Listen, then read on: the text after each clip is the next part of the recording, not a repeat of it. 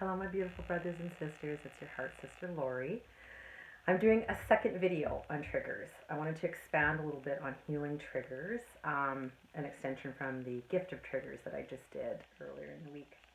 One of the things I wanted to cover that I feel like I didn't get really clear on in the first video is that sometimes we get triggered just by something someone says. Sometimes a trigger isn't because someone's spewing at us, because somebody's angry. Sometimes someone just says something, and for whatever reason, we get triggered. We end up with a reaction, a feeling of fear or upset or a reactionary, want to react to something. So I just want to bring some clarity around that because it isn't always that someone's attacking us. It's like just like the friend of mine who I got triggered by, that I talked about in my previous video. She just was being herself and saying, she couldn't help me, and yet I got triggered by it. So I just wanted to sort of clarify the fact that it's not always that someone's, dumping on you. Sometimes it's just a simple conversation that's happening, and a wound comes up for you for healing. So what I wanted to expand on is healing triggers, okay, or at least the process I use to heal triggers. So when I find myself in a situation where I'm finding my emotions coming up and I want to react, sometimes I just react and I end up in an argument with someone, or that tension is there. Whether you react or not, or you don't react, I want to get into the process of what to do once you've been triggered, because I think that for myself, after doing some work around it, more often than not, I'll find myself getting triggered and I won't react. I'm able to at least stop myself from reacting. So if you react, don't judge yourself. If you spew something out or hurtful feelings come out, don't judge yourself. Just honor that that's where you're at. And as soon as you possibly can, go and be alone with yourself.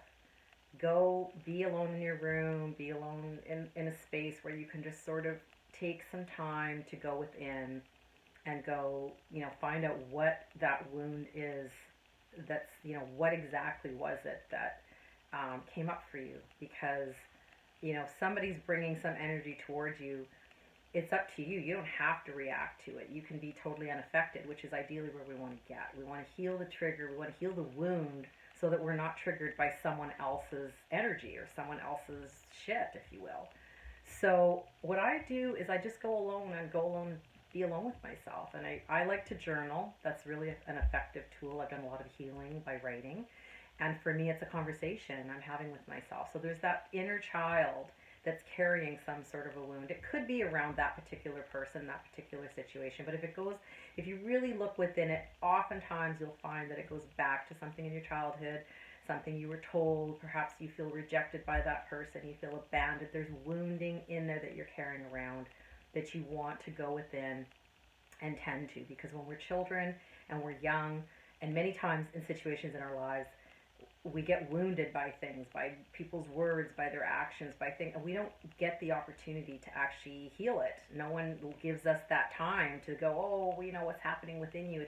You carry it. So what you want to do now is you want to parent that child. I shouldn't say mother because it's father as well, if it's the masculine side of you, or if it's a man, what have you.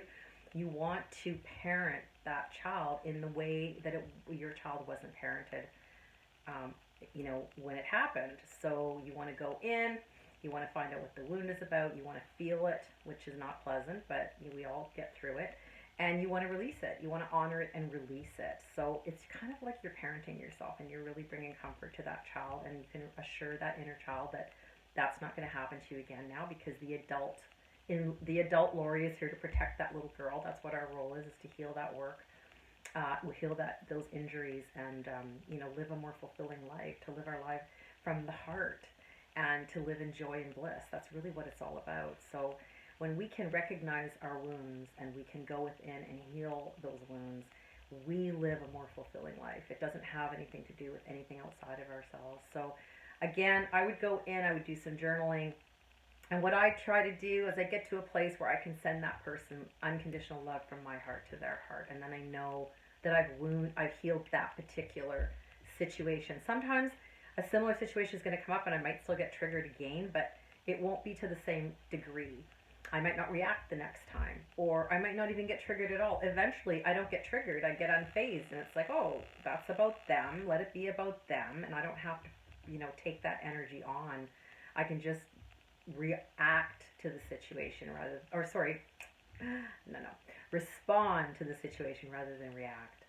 So that's a tool I've used to heal triggers. I hope that this is helping you beautiful souls out there on your journey. I really would just like to try and share some of the tools that I've used to work my way out of fear, work my way through triggers. Mind mastery and healing triggers is really the focus of my work. So I'm going to be doing some videos on the things I've done and the tools I've accessed to help myself master some of these things. Because really, ultimately, it's just about living a happier, healthier life. So anyway, I don't want to be too long. I hope everyone's doing well out there. If you have any comments or questions, please feel free to comment below. I'd be happy to hear from you. And until next time, I love you all. Bye.